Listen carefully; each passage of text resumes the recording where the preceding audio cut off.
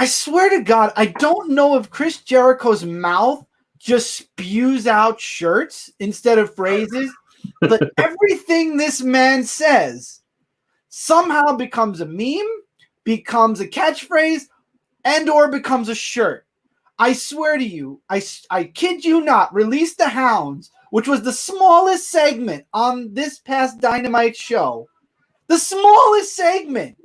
It's got a meme already, and I have a feeling it's going to have a shirt by this time next week. Well, I mean, the very first one in AEW was he just said, I'm going to drink a little bit of the bubbly, and it became this whole thing that blew up into an actual champagne, right? It's true. It's Chris Jericho, man. Chris Jericho, I mean, I swear, he's verbal gold. He's verbal gold is right. I mean, imagine all the money he made. All the money he'd make for whatever company he's in. When he dies, which better be 1,000 years from now, the creative industry will never be this. Well, there's always Matt Hardy, but besides never be Matt the Hardy, same again. See? Oh my God, we're screwed when Chris Jericho passes. Somebody better get ready with that cybernetic costume, suit, body thing. Yeah, it's something. You got to put that man's brain in a robot or something. I don't know what you're gonna do. And then the robot will become like the thing that spews out the best phrases. Chris, find me and pass down your knowledge of shirt and phrase making.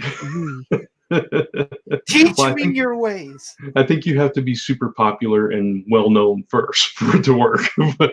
Yeah. Maybe Canadian helps. Maybe being Canadian helps. Maybe. But then again, I mean, dude's been doing this before anybody knew who he was, right? Yeah. This is the longest intro segment of this show. I know. So welcome to a brand new episode of AEW Aftershock. What's up, everybody? What's going on, everybody? Welcome back. This is your number one podcast discussing all things, all elite wrestling. And I'm Chris Falcon. And I'm Midnight Sky. And together we are Team Aftershock. Yeah. Little delay there. Yeah. Finally. See, Brand shrunk it down so our little brains could wrap it around our minds, and we did it. Exactly. Didn't even have to look at it that time, so that was cool. Maybe a little bit. But just to make sure I knew when I was going. Yeah. So this is going to be an interesting episode of the show because we are covering 2 weeks of Dark and Dynamite because we missed last week. So we're going to just kind of combine them all together, and then we'll talk about what's going on with the show later on in the show. But let's get into some content because we got all kinds of stuff to talk about. So let's talk about. Are we doing week by week, or we're going to do just Dark and Dynamite? We can do Dark Dynamite, or we can do them together. I don't know. Maybe let's do Dark Dynamite, so this way we're consecutive with the weeks. Okay, cool. So this is the March 24th episode of AEW Dark. Run down the matches like we do, and then we'll discuss any highlights. Jake Hager defeats Joe Alonzo. I don't know who that is, but he defeated him. Natural Nightmares debuted and defeated John Cruz and Matt Sells, accompanied by Skylar Moore. Can I just say that I love how Pro Wrestling Tees is still working through this pandemic to bring us top grade A notch amazing wrestling shirts that I am making a wish list of the moment everything clears up. That is fantastic. Yeah. The Nightmare one is why I say that. Yeah. Natural Nightmare just made a shirt. Exactly. SCU defeated Robert Ego Anthony and Sean Spears. This was the combination of Christopher Daniels and Frankie Kazarian. Kip Sabian defeated Shug D. That was an interesting match.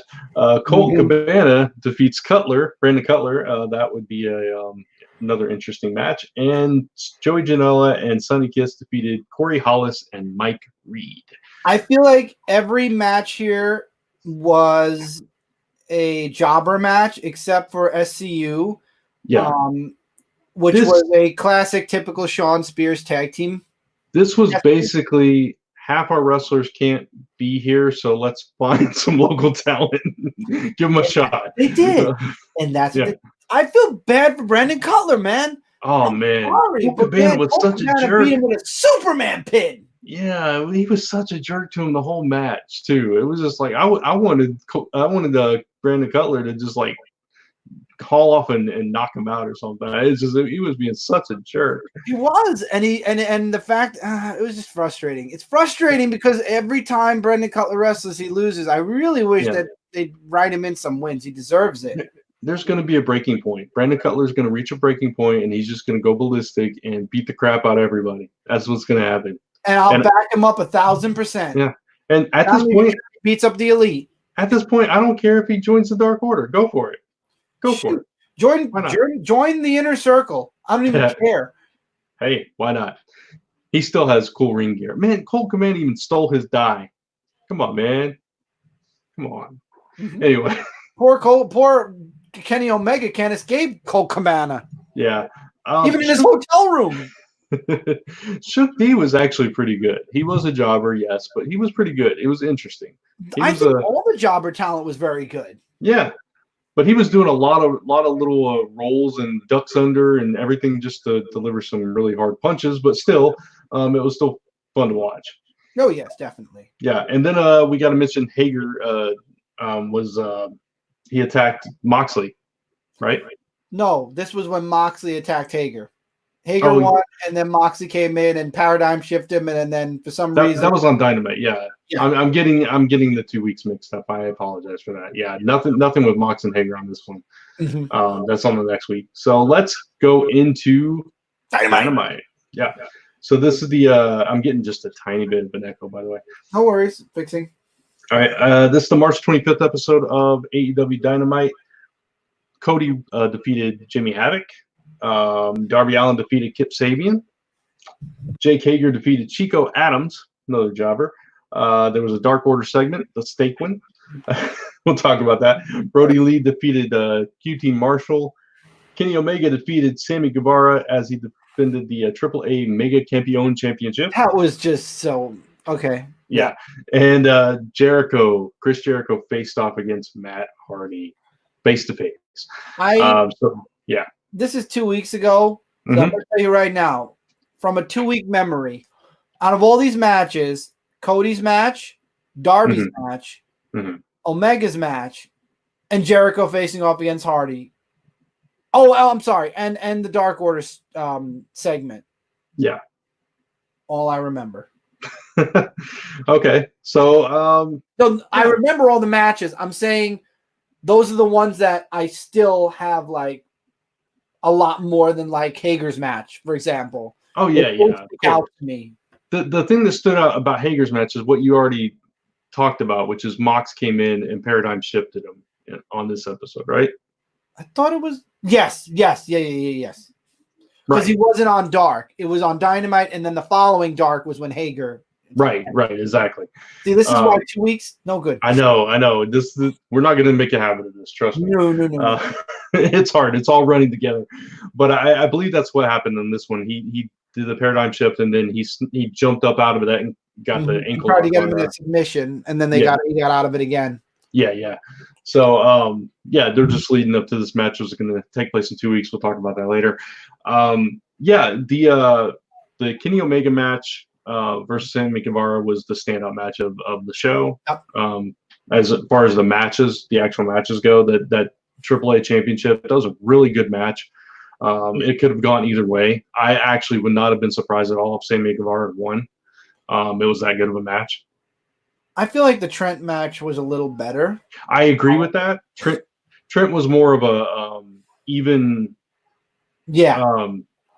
An even match for Omega. Yeah, even match for Omega. He's kind of a little bit smaller-ish. Yeah, he's smaller. He's more of a high flyer kind of thing. But he put on a good fight. Oh yeah.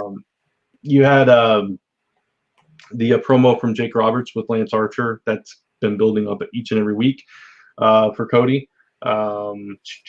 Let's see. We had and that just leaves us with the Dark Order segment. The steak. Brody Lee chewing the steak. Doesn't like anybody to eat until he's finished. That's okay. These segments are weird. I'm sorry, but at first I was very happy about Brody Lee, but they just went right back to weird again. Stupid weird. Not weird as in, oh, this is really weird and cool. This is just really weird and stupid. Stop. Yeah, it's like, okay, it's almost like he's a mob boss That's kind of the Yeah, mentality. and it's not a mob though. He's supposed to be leading this dark order like the way Like a cult. the Wyatts were. Yeah. Yeah, I just it's not coming across for me. It's not winning me over yet. Just switch to mob then. I mean, there was the FBI in WWE. I mean, switch them over to mobs. Take off the masks, make Evil Uno like shoot. I couldn't even think of a good one for Evil Uno, but I mean, you make everybody have Italian accents and do a little bit of this, and you're fine. Yeah, it's because that's kind of what they're going with now, and it's just weird. It's like, okay, whatever. Hopefully it'll improve as we go on. We'll talk about this week's and see if it did later on. But yeah, so we had that, and then of course the face-off with Jericho. But before Matt Hardy shows up, we have Vanguard 1. This is my one teeny tiny time. The one time where I've got to say, I think AEW's really stretching it for talent. If they're going to start using Matt Hardy's drone as an actual character, I feel like, okay, no one's around. They need story. Mm-hmm. If this carries over when everything goes back to normal, I think they brought a little bit too much of Matt Hardy's crazy into their mix. AEW's been a good mix of wrestling and then their story. This whole Vanguard thing is starting to be just take us a little bit further from, further from reality than it's a little bit too much. I'm getting a little too much. I agree with you. I completely agree. I think right now, because they don't have any audience, they're just trying to have fun, and you can tell it in the commentary. You can tell it in just the whole production of it. They're trying to keep it a little bit more lighthearted, a little bit more entertaining and fun, and I get that, and that's fine. But I agree with you. Once things get back to normal and we have normal programming and all that stuff, if they're still doing this heavy-handed version of Matt Hardy and all this stuff, it's gonna get old quick for me. But it was okay. It was fun because the thing about Jericho is no matter what you give the man, he can make something out of it, right? He cuts a promo on a drone. It was silly. It was stupid, but it was fun, right? Yeah, join the Inner Circle drone who can't do anything. Yeah, exactly. And then you have Matt Hardy teleporting in. Talk about taking advantage of not having an audience. Yeah, definitely. That's the only way they could have possibly done this. It was silly. It was, you had to have total suspension of disbelief here. But, it is what it is. I think they went a little too far with it. Damascus, 3,000 years old, all this stuff. But the beautiful thing about the segment I think Damascus fits Matt, though, because that wasn't he somebody else's name when he was broken the first time? I don't know. I didn't watch that. I just saw like a few of the clips on YouTube. Okay. I thought you would have known. Okay, I wasn't. I'd already quit on TNA at that point. So I just kind of heard about it afterward and kind of went back and watched some of the YouTube stuff. Okay. So you didn't. Okay, I heard there was another name he went by, like Inner Soul Broken. Yeah. But I mean, it's fine. The name is fine. The 3,000 years old, and there's Abraham Lincoln in the audience, and that kind of thing. That's when it went a little far for me. This is what I mean. I don't want it to get this psychedelic because then it doesn't feel like it. Like that moment didn't feel like AEW anymore. Yeah, exactly. That's my point.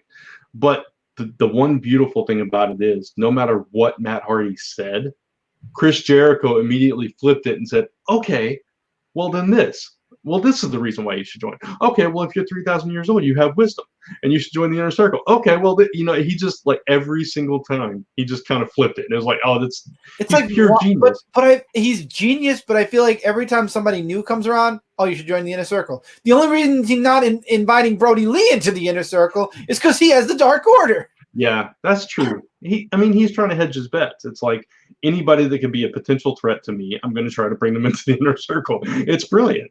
But yeah, I agree with you. It's going to get old at some point. Mm-hmm. But yeah, it was okay. It was fine for what it was. It wasn't the best segment. It wasn't the best episode of Dynamite.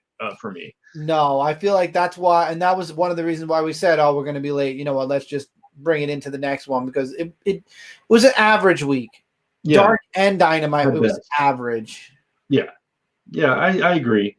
And hopefully going forward, like we said, when we get back to normal and stuff, this kind of tones down a little bit. I'm glad Matt Hardy's there. I'm glad Me too. Oh yeah.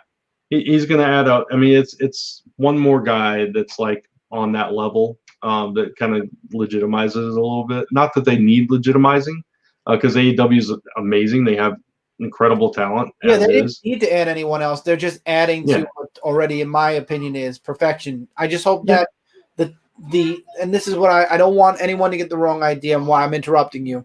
I don't want that person's creative, though, to become more than his creative. So like Matt Hardy with Damascus and Broken and this and that. That's why it broke away from AEW a bit, because it felt like they brought Matt Hardy in. He wanted to be broken again. He is broken Matt Hardy again. New name for his broken brilliance. But the segments are so out there. Yeah. It takes you away from like when Jericho tried to get Moxley, from when Jericho fought Cody. It has a psychedelic feel to it. Yeah. But it's like, I don't know how to explain it. It's just those parts are too much. Yeah. It's like, I don't know, it's going back to like 80s and early 90s WWE. It's over cartoonized kind of version of wrestling. It's too much. It needs to be a little bit more, not the character, the segment needs to be brought back in. Yeah, and one thing they have to be cautious of is one thing that ran WCW in the ground at the end was every wrestler was basically calling their own stories and everything. Mm-hmm. You know what I mean? And there was no overseeing committee kind of thing. They were just letting them do whatever the heck they wanted to do. And so AEW needs to be careful not to let that happen. They have to maintain some kind of control of the programming. Still letting people be creative and do their own thing, but within limits. Mm-hmm. So hopefully we'll see that going forward. But yeah, let's get on to the next episode of Dark, which is excuse me, this is the March 31st episode. Sammy Guevara defeated Matt Sales. Okay, I'm just glad that match is over. Sean Spears defeated Sean Dean, the captain. Not surprised. And Darby Allin defeated Preston Vanilla Vance. Who cares? And Mox defeated Fabu Andre. So another who cares? What the Fabu Andre? The monarch of manliness, Chris. The monarch of manliness. That was a squash match. That was the only reason. They felt like squash matches. Yeah. The only reason that match existed was so Jake Hager come in and attack Moxley. That was it. Oh, definitely. That's the only reason why this is the first time Moxley was ever on Dark. Yeah, exactly. Can I just say? Go ahead. Finish yours. Go ahead. No. Finish yours. No, that's all I was going to say about that one. So. I was going to say that I think that until we can get a live audience back, I love Dark, but I feel like Dark is becoming, it already was the matches that you didn't get televised on TV. These feel even more like squash matches now than they were extra matches when they had the events. Maybe it's in AEW's best interest to put a pause on at least Dark. Yeah, I agree. I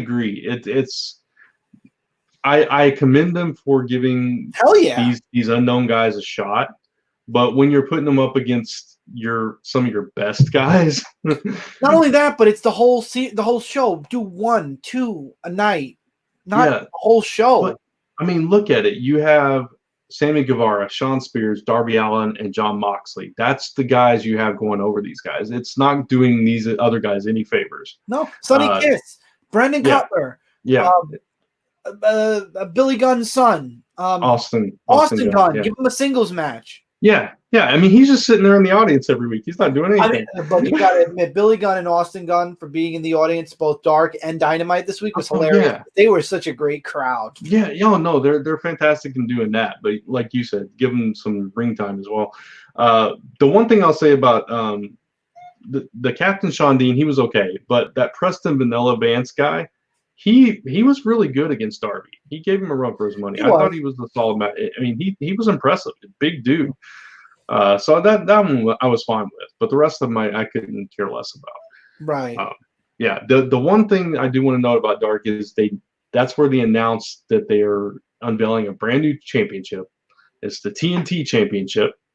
So it's basically like the television championship. Exactly. That's what I was about to say. So it's basically that. So we have a four bracket or 4 matches in the tournament. So you have 8 guys in the tournament.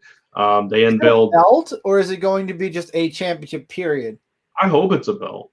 I hope not, because then they lied, because they said that they weren't going to focus on lesser championships right away. Oh, well, I don't know.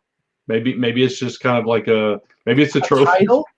No, a title, whatever. But if they bring a belt in, that's you're bringing in a middle division then, right? And they didn't want to do that right away.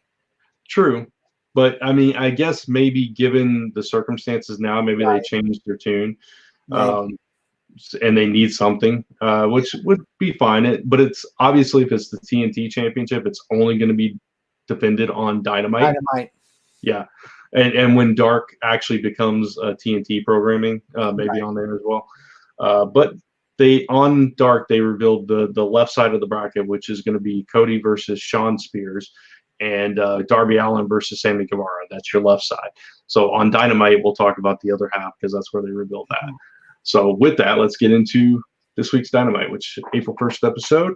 We have Kenny Omega defeated Trent in the opening match. Very long match. We'll definitely talk about that. Hikaru Shida defeated Anna Jay. It's her debut.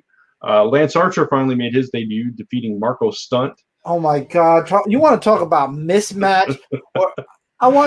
Okay, finish this. Yeah, we'll talk about it. The first thing I want to talk about, though. Yeah, another Dark Order promo. The Natural Nightmares defeated Creepers. I'm calling them Creepers. I don't know what they're called officially. 8 and 9, number 8 and 9. Jericho's second promo on Vanguard, and there was a Young Bucks training segment, and then Sammy Guevara and Shawn Spears defeated Cody and Darby Allin. So let's talk about this. Now let's talk about how bad that booking was for their debut. You're debuting your big guy that's supposedly going to be Cody's big rival at some point, and you put him against Marco Stunt. You couldn't put him. Luchasaurus, I believe he's home because on Being the Elite he was home. You could have put him against anyone on your roster. You put him against Marco Stunt, that poor guy. And I got to give Marco credit again. That man tried his hardest. He really he took a beating, tried to give a beating. God bless Marco Stunt. I swear. But why? What does this do for Lance Archer? We've already seen him in promo segments leading up to this, just tossing around jobbers left and right in that makeshift ring in the backyard or whatever. Why do this? Why, if you're trying to sell him as this massive threat to somebody of Cody's caliber, why not put him up against like a Billy Gunn or an Austin Gunn or somebody? Darby Allin, somebody bigger, somebody who's in singles like more on that level. Marco Stunt is not a singles wrestler. Yeah, and it's like Marco Stunt's great, right? But you can't put him up against some 6'7", 300-pound dude and expect him to be any kind of threat. It's just not going to happen. He hasn't reached Rey Mysterio level yet. That's why. Right. Exactly. Rey Mysterio is an anomaly. There's very few people at that size that can do what Rey Mysterio can do. Right. And Marco's got popularity behind him. Don't get me wrong, but it's not going to work. I love Marco. I love him. I think this was wrong to do for him. To him, it was only to show how like he could throw him around like a rag doll. That's what this was, and that's exactly what he did. He threw him freaking over the rail from the ring. It's crazy. So it's like it didn't show me how impressive he was. And I will say one thing about Lance Archer, because I have not seen him since years ago in TNT when he went by the name Lance Hoyt. So it's been TNA. What did I say? TNT, TNA.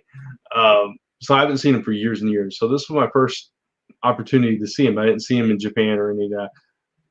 If he was in a real fight, the way he telegraphs his punches, he would have gotten hit 5 times before he landed a punch. Every time it was like, boom. It's like, I would have knocked you out by now, dude. Just, yeah. Whatever. Anyway, it was there. It was a match. And Brent wants to fight you, so. I'll fight dirty. I'll fight dirty. That's the way I do it. I don't care how you fight. You're going to have to fight dirty. You can kick your ass otherwise. Yeah. I want to say something about Anna Jay. Hikaru Shida, I love Hikaru Shida, and she made Anna Jay look so good. Even though she's not at all. Exactly. The one thing I'll say is I like her attitude. I like her little hair whipping Sheeta, but that ticked Sheeta off. It's like, no, girl. But I did like what they were doing outside the ring with Britt Baker. They were kind of building up to something between those two, Hikaru Shida and Britt Baker. So I thought that was interesting. I didn't like Anna Jay. She was very slow, like kicking out, very slow doing certain moves. And it's like, what are you doing? Why are we doing this? Yeah, no, I agree. She's very green. She needs, but you know, Sheeta. I every time she is wrestling, I'm interested. So definitely, yeah. Dark Order segment. We'll circle back to the Omega match because I really want to talk about that. Yeah. But Dark Order segment, same thing. Only this time instead of a steak, it was a yawn. Don't yawn in my presence. Yeah, it's a sign of weakness. Yeah, a sign of weakness. I don't know. This is taking a page out of the Matt Hardy book, I feel now at this point. No, it was always weird. I thought that bringing Brody Lee in, it would make it more grounded. Yeah. It's not. No, the best part about it was, and we'll just go ahead and talk about this match, was what happened after the tag match. Natural Nightmares defeated the Creepers. Yeah, and they wanted to bring QT Marshall in, and he took the mask that they offered him and threw it at the Creeper, basically saying, I'm not joining you. I'm a winner. He just won his first match, basically. Yeah, exactly. So Brody Lee comes out and power bombs the Creeper for losing, basically, is what it is. So it's like, if you don't do my bidding, I'm going to take you out. Again, it's that mob thing. Very, very mob-like. The one thing I had a problem with during this segment was you could tell, obviously, the Natural Nightmares were kind of hanging around ringside. They were trying to figure out what to do. Brody Lee was supposed to come out a lot sooner than he did. Did you notice that? Yes. Yeah, and they were just kind of wandering around like, okay. And then Cody just starts going over and high-fiving people because he didn't know what else to do. I mean, not Cody, Dustin. Yeah. Yeah, so it was like, yeah, okay. Like, where are you, Brody? Hey, the match is over. It's like, come on, man. We're waiting. I mean, this isn't the Undertaker's entrance. Exactly. Don't take 10 minutes to get to the ring. Yeah. So, little flubs here and there, but you know what can you do? Yeah, I feel like they're just at this point. I just got to give them kudos for still wrestling in this time. Yeah, exactly. All right, so the two segments, then we'll circle back to Omega. Jericho promo on Vanguard. This is the release the Hounds moment. This was a much better promo on Vanguard, I think, because it started out him just kind of mouthing like he does in his hot tub at his estate and all this stuff, and then Vanguard flies in. You do the little thing with the little shirt, the baby shirt. They're gonna make that. They're gonna make that on wrestling tees. Of course, that was hilarious. I love that. That shirt on. And the best part when he releases the Hounds and it's all these little cute dogs just barking at the drone. And that little bitty one just sitting up on a step, like, what do I do? And he's yelling, I'll get you, Vanguard. And throwing the champagne at him. This is a drone. He's not a wrestler. I know. There's nothing Vanguard can give you. Why? It's like Vanguard is a sentient alien being or something. I don't know what Vanguard is at this point. I don't know either. And that's why, again, it goes back to it's too much even for me, too psychedelic. Ring it back in or you're going to lose me. Yeah, I agree. But I like this one better than the first one. You had a training segment with the Bucks. And, I like that. Yeah, that was good. That was good. And I like that he said, are you ready to get back in there? Not yet. And so it was good. They're carrying that out, dragging that out a little bit. Yeah, because they're on quarantine anyway. Right. I mean, Nick just had his baby boy. Right. Yeah. Michael Jackson. So, I mean, hey. Oh, yeah. I didn't even That didn't Didn't even hit dawn you on at me. first, and it It did. didn't. It did not at all. So Omega and Trent, man. Trent is he's so much better than he was ever given credit for at other places. And now that he's been in these singles matches for months now, they've been giving him a real shot.